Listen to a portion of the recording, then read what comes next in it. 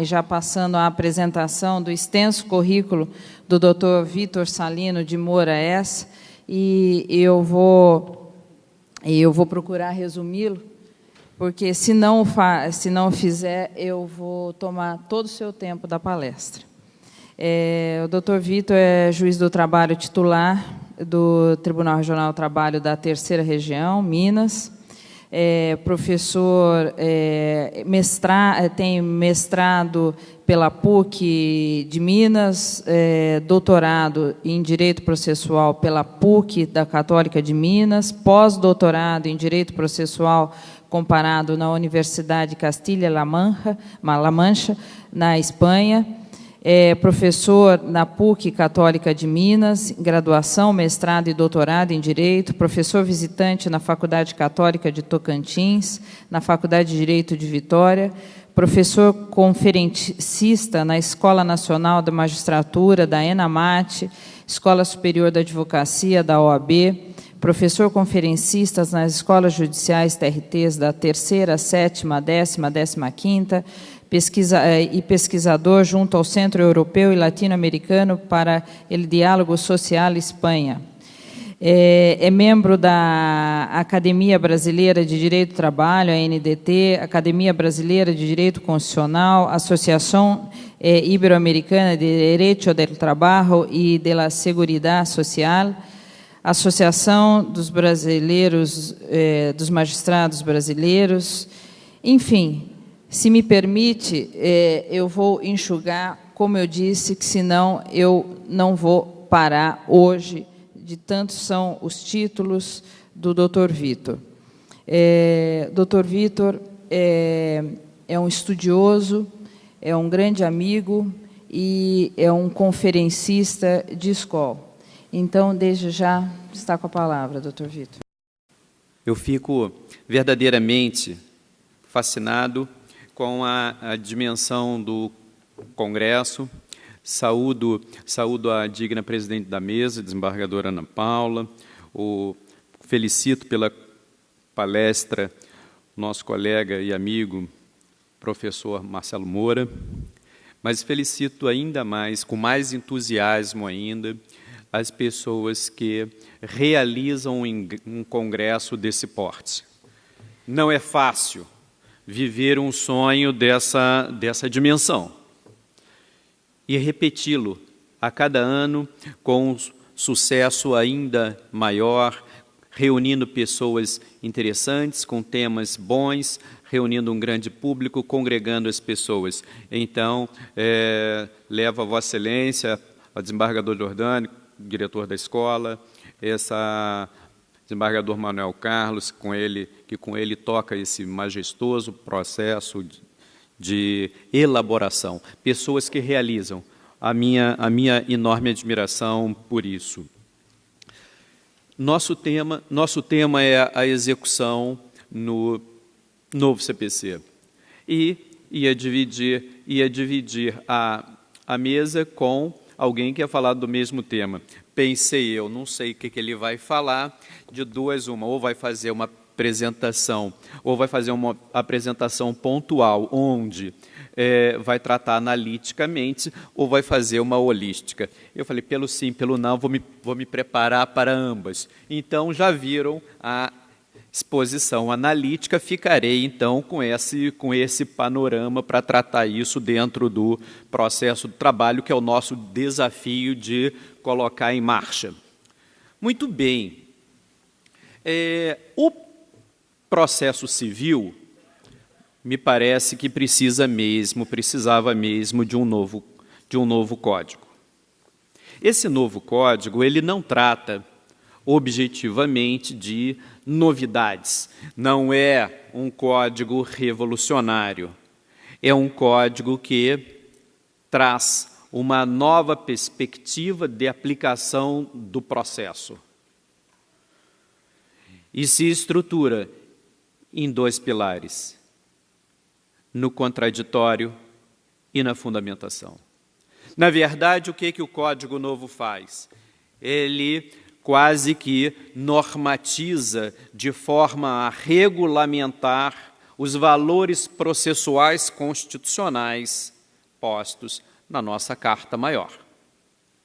Explica como usar aqueles critérios postos pelo legislador há um quarto de século, pouco mais de um quarto de século. Então, na verdade, esse código, ele vem para nos fazer, nos oferecer, nos permitir uma reflexão. É valor. Esse signo do novo código é a forma contemporânea de se ver o direito processual. Mas, insisto, e aqui eu quero dizer, sou um entusiasta do direito processual do trabalho. Faço esse recorte e faço questão de fazer esse recorte, porque o direito processual do trabalho é o direito próprio para atender o direito material do trabalho, com seus valores, princípios e regras, e que são muitos e são variados. Quem precisa, a rigor, de um novo código é a justiça comum. É a justiça que atua o processo civil. Porque não conhece o jurisdicionado.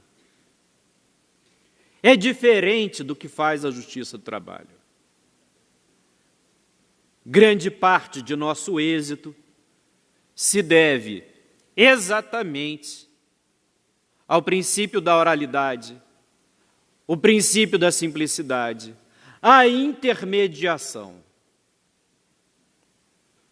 Vejam, os senhores, o que se concebe de novo no campo do processo é justamente para que o magistrado receba as pessoas, saibam do que ela está falando, do que ela está pedindo, do que ela foi buscar na justiça, independente daquilo que consta da petição inicial. Os dramas vividos pelas pessoas que se materializam no processo vão além da formatação de suas petições. E essa essência é captada pelo juiz do trabalho. Porque está presente, porque é um agente inserido, porque conhece o litígio. Então, vejam, o que o Código traz como novidade é o que o juiz do trabalho sempre fez. O protagonismo que se oferece aos demais atores do campo do processo, vamos incluir aí, vamos nos situar entre partes e advogados, como agentes inseridos que são. Processo não é algo que você leva para a justiça e transfere para um terceiro. Processo é alguma coisa que você não conseguiu resolver o seu problema a tempo e modo com os recursos que dispõe, com a habilidade que tem e precisa se socorrer de um terceiro. Mas não é porque você tem um terceiro à disposição que esquece o seu problema. Então, esses outros envolvidos neste problema, que se materializa no processo, vão comparticipar uma solução. Ora, processo do trabalho sempre fez isso. É na aproximação, é no diálogo que se faz isso. E aí algumas coisas parecem novidades. Não são. E aí quero voltar os olhos passados rapidamente para contextualizar o ambiente do novo Código. A justiça comum, o direito processual comum, criticava o processo do trabalho, pensando equivocadamente que era técnico. Jamais, em tempo algum, processo do trabalho sempre foi um processo adiante do seu tempo. Ele não era compreendido. E aí vem o processo no novo Código, apresentando o novo Código como uma novidade. É o processo que nós fazemos, que sempre fizemos. O que tem de novo é contemplar os desiguais. O que tem de novo é personalizar a demanda. Quando se quer que o juiz analise, disponibilize espaço para o contraditório, o que se faz com o direito contemporâneo é filosofar e constitucionalizar o processo. Valores que nós sempre empregamos. Sempre empregamos. E esse processo, na fase de conhecimento, conta com inúmeros livros, manuais e modelos na internet.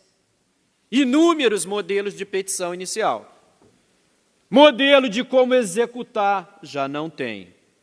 E vejam como o processo vem com deficiências estruturais e originárias. A parte de execução é no fim do curso. Não dá tempo. Saem as pessoas, todos nós da graduação com deficiência em execução. A doutrina prestigia partes, vejam, que pensam nobres, institutos que parecem valiosos, e deixam a execução como se menos importante fosse, relegada. Ora, onde está o processo? Onde está o gargalo do processo, melhor dizendo, se não na fase de execução? Como começar o processo, todo mundo sabe. Como acabar o processo é um desafio que está posto. Louvo aqui a organização, porque se preocupa em colocar em debate execução. Execução fica o patinho feio. E é onde precisamos botar a nossa inteligência. É onde, porque ninguém vai à justiça em busca de uma sentença linda, ainda que bem fundamentada. Leva no supermercado, não compra nada com ela. Então a pessoa vai lá para buscar o bem da vida. Pode fazer de acordo com a CLT, pode usar o CPC supletivamente, tem a lei dos executivos fiscais, tem tudo. Deve ter até uma figuinha, seja lá qual é o credo da pessoa. Boa. O fato é que cada um, exatamente por conta disso, cada um faz a execução a seu modo. E execução se faz. A minha cabeça é uma cabeça de processo papel. Você olha o último despacho, pode olhar o último ID também. Mas o fato é que na fase de execução, na fase de conhecimento, quantos recursos não tem? Na fase de execução, quantos tem? Quanto mais, melhor. Já temos uma vocação para não cumprir título executivo. Sentença é para ser cumprida. Em toda a parte, menos entre nós. No Brasil, deu a sentença, como é que a gente recorre? E quer continuar recorrendo. Não satisfeito com o primeiro recurso, quer seguir nessa sequência recursal. E para a falta de ética que campeia se ampliar ainda mais, ainda se diz, vírgula, equivocadamente, e tem alguns erros que pegam entre nós. Que a execução se faz pelo modo menos gravoso para o executado, o que é o maior disparate. Só se faz a execução pelo modo menos gravoso quando ele põe à disposição da justiça várias formas de satisfazer o julgado. Execução é algo que se faz no interesse do credor. E isso o novo Código traz do sistema ancião. Execução é no interesse do credor. Sempre, invariavelmente. E mais ainda, não é só no interesse do credor, é para ser onerosa a execução. Sempre. Vejam, a pessoa decide deliberadamente, ou compulsoriamente, ou por falta de opção em desatender o comando. Obriga que se vá à justiça para satisfazer esse julgado, esse direito violado, e a pessoa vai.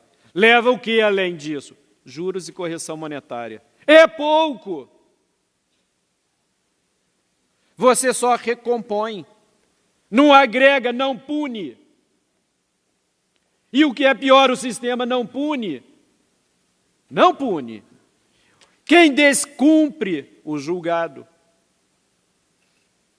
é ato atentatório de dignidade da justiça. Sentença é para ser liquidada e cumprida, atualizada e cumprida, e não para que se suscite repetidos incidentes.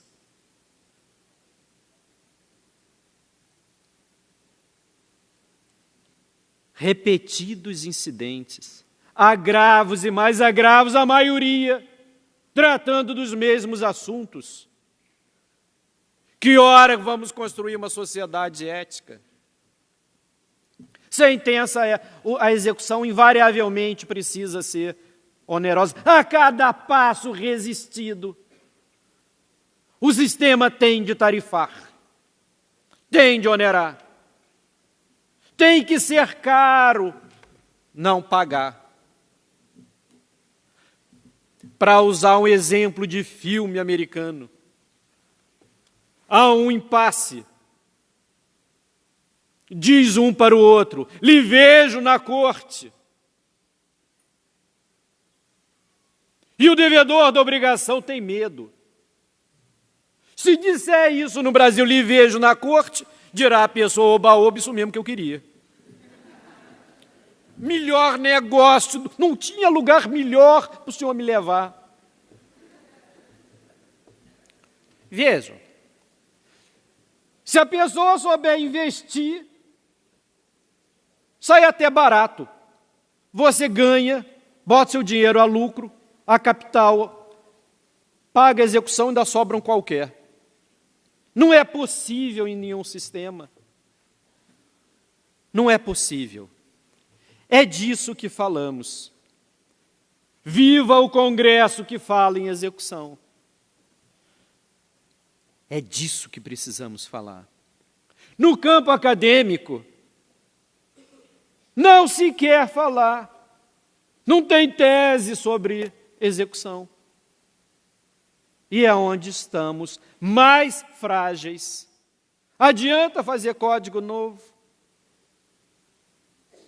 Código precisa de justiça comum. Processo do trabalho é suficiente e é bom. É bom, não é ótimo. Ainda hoje, à frente do seu tempo.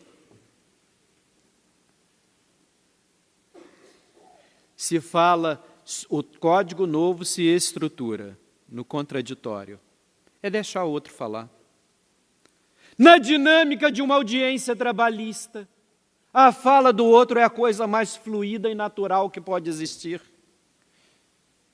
E se tiver alguma coisa imperfeita lançada por escrito, verbalmente se contempla e se complementa e se suplementa. Fundamentação. Quem já viu decisão da justiça comum sabe do que eu estou falando. Peça uma liminar aqui. Se o juiz for muito conciso, é uma página e meia para dizer por que vai dar ou não vai dar uma liminar. Entra com um processo lá, a liminar sai em linha e meia.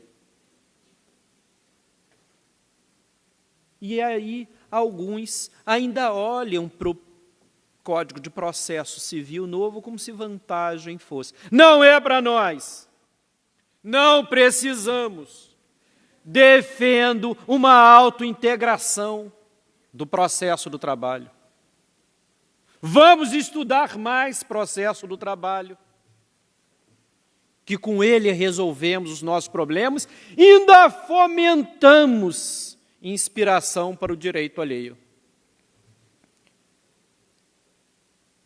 Olhem que curioso. Quem gosta de direito do trabalho se aprofunda no direito do trabalho. Quem gosta de direito processual olha com olhos enamorados para o processo comum. É mesmo mais estruturado. O que não significa ser melhor. Todas as vezes que o processo comum quer buscar uma inspiração, uma novidade, sem a humildade de reconhecer, vem buscar na CLT. E embrulha para presente e vende como novidade. O que é pior, a gente compra. Não tem. Autointegração. Recentemente, tenho visto debates em torno do escândalo que é pensar que o processo de trabalho é um microsistema do processo comum. É um disparate. É não saber o que é processo do trabalho. O processo do trabalho tem. E vamos buscar autonomia, porque também, senão, fica parecendo bravata de trabalhista. Vejam, tem lei, tem jurisprudência, tem doutrina, tem um ramo judiciário inteiro, tem disciplina nas universidades. Ora, sobeja autonomia ao processo do trabalho. Dá e sobra. Com um detalhe, essa divisão é coisa do passado, quando o processo era quase contrato, quando o processo queria se desgarrar do processo, do direito material que lhe é antecedente. O que há de mais novo em ciência processual é justamente se valorizar o direito material que ele aplica e se deixar impressionar por isso. Processo, seja ele qual for, serve para atuar o direito material. É esse. Então, o processo do trabalho há de contemplar os valores materiais do trabalho. É assim que se aplica o processo do trabalho. O que nós vamos encontrar no novo Código de Processo Civil de útil? Suplementação. Não a do artigo 15, equivocadamente posto. O direito especial é que define se e quando ele quer atuar, se socorrer do direito comum. E não o contrário. E só usa o direito comum naquilo que é compatível com seus princípios, regras e valores. Não precisamos, eles precisam da gente. Vão seguir precisando, porque não conseguem compreender a magnitude do sensível, eficiente e eficaz processo do trabalho. Notem bem, o Código Novo trata em 100 e tantos artigos, quase um código à parte de execução, sem contar a parte de liquidação e de cumprimento de sentença. Sem contar. Agora, aquelas práticas que estão ali positivadas, para quem tem vivência trabalhista, sabe muito bem que se materializou aquilo que sempre fizemos no campo do processo aplicado, no campo da execução. Inúmeras, incontáveis normas positivadas no Código de Processo Civil são praxes da Justiça do Trabalho. arrumadas, embrulhadinhas para presentes. Estamos acostumados a elas. Tem novidade? Tem. Eu fiquei prestando atenção na fala do professor Marcelo. Eu fui contando, os institutos que ele falava para ver se deixava uma brechinha para mim. Aí, como estava bem atento, prestei atenção, viu? Aí ele tem dois. Um é a tal da petição, não dos embargos. Porque embargo, queira a justiça civil comum ou não queira, segue sendo um incidente insuscetível de gerar esse documento que é a petição inicial. Mas tem petição inicial, sim, para entrar com a execução. E aqui um parênteses para suplantar antiga dúvida materializada entre nós. Execução fase ou execução processo, quando as duas coisas são verdadeiras.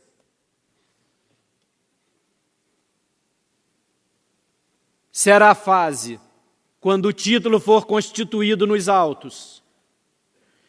E será ação autônoma quando o título for constituído extrajudicialmente. Os da CLT, inclusive, e outros, o professor Marcelo falava aqui do executivo fiscal, CDA é título executivo trabalhista, fora do padrão seletista.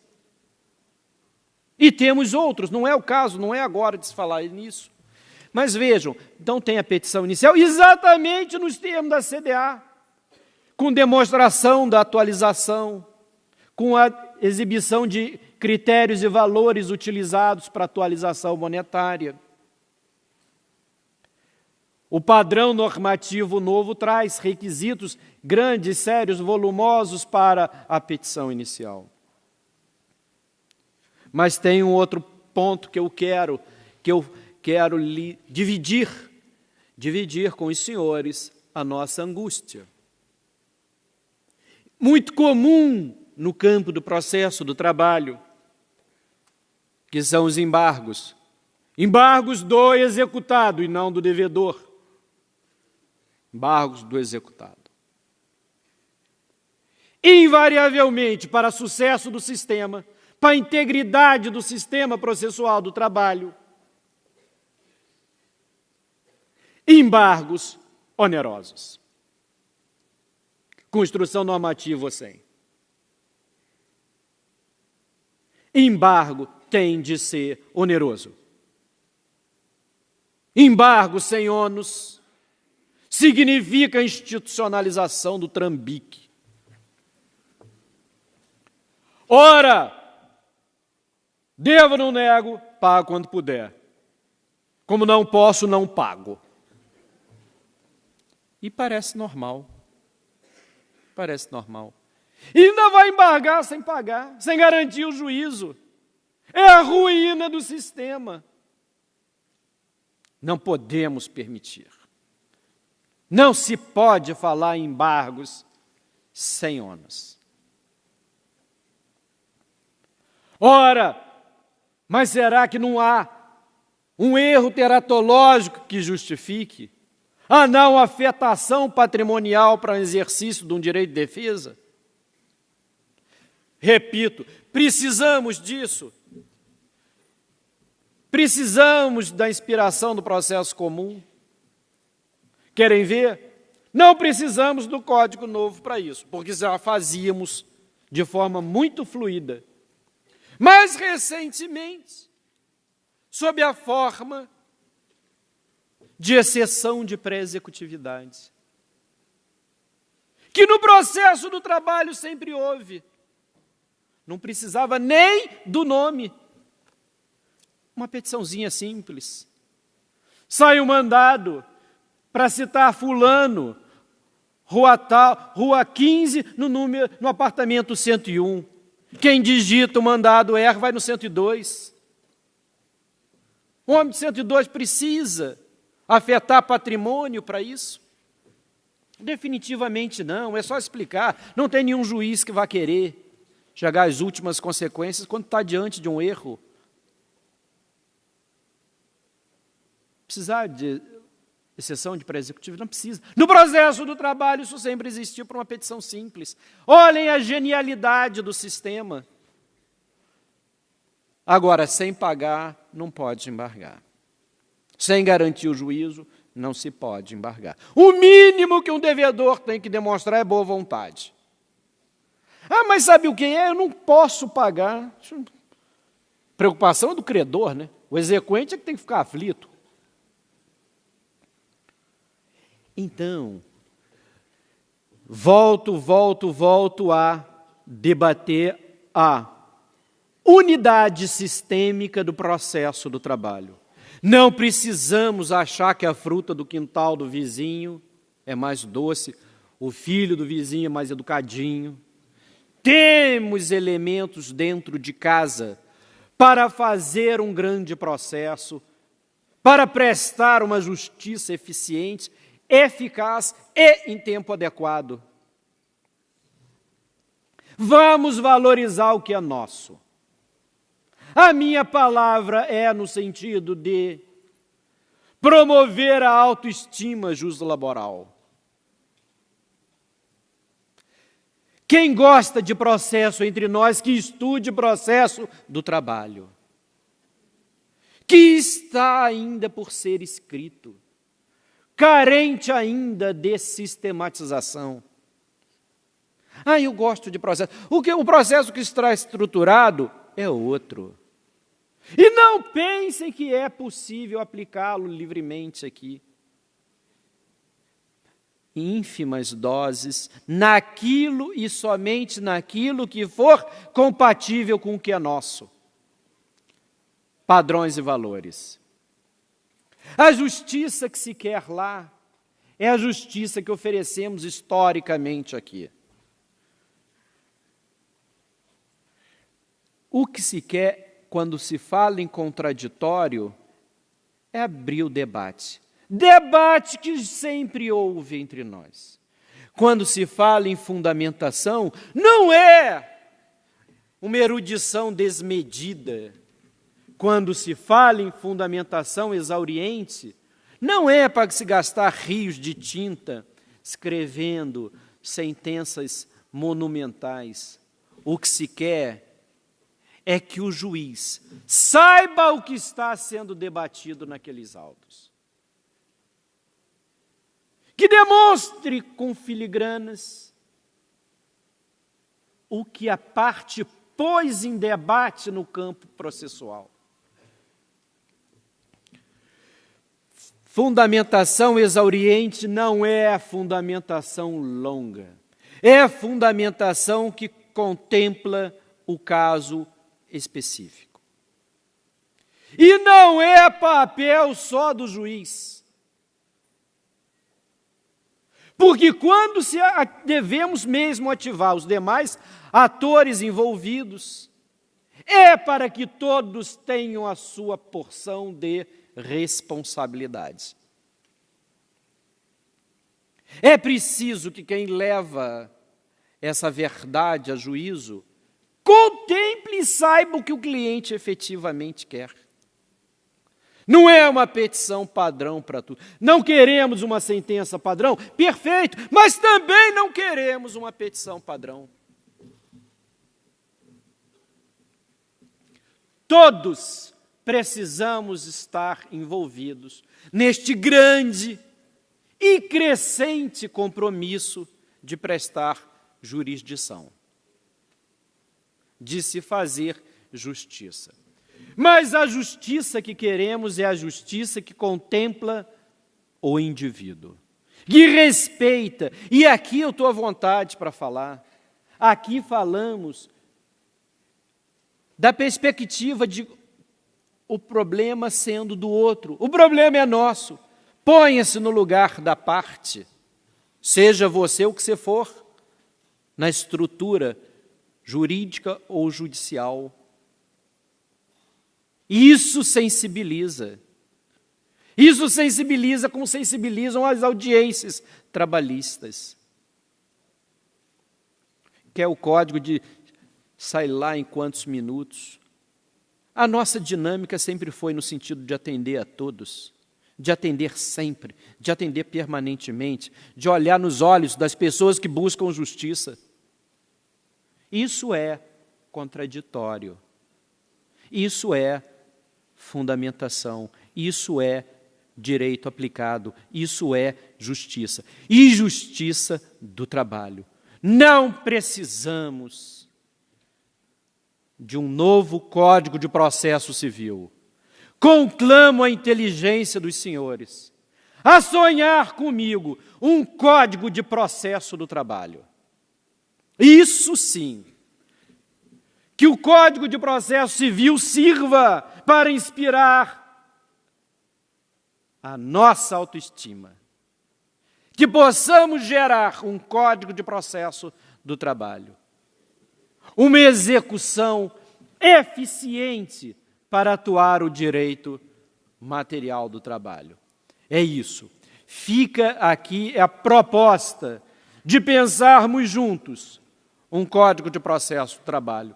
O Código de Processo Civil, em execução ou não, podemos aplicar, se e quando nos convier. Porque, quanto ao mais, o nosso sistema é eficiente e tem atendido muito bem. Muito obrigado.